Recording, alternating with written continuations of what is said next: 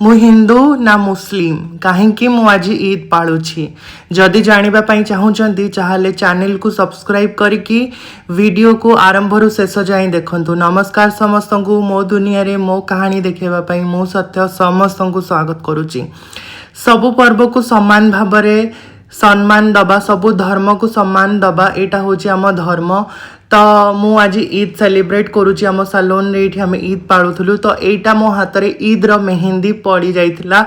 कहिबे केमती लागुची मेहंदी, जेहेतु ईद मिठा बनेबा तो माने निहाती दरकार। तो एठी मिठा को आमे हेल्दी वे रे बनाउचे। आज एठी टिके बॉइल्ड क्षीर नहीं गली, म्यूस्ली नहीं गली, तापरे ये गुआभा आपन जो भी फ्रुट्स नहीं पारे। मत टिके यही कॉम्बिनेशन भल लगे तो से मु गुआभा नेली। या भल भाव छोट छोट करके काटिदेवे, ऊपर टिके क्रीम पकईदेवे, बनीगला आमर ईद रो हेल्दी मिठा। वीडियो केमती लगिला निहाती कहिबे।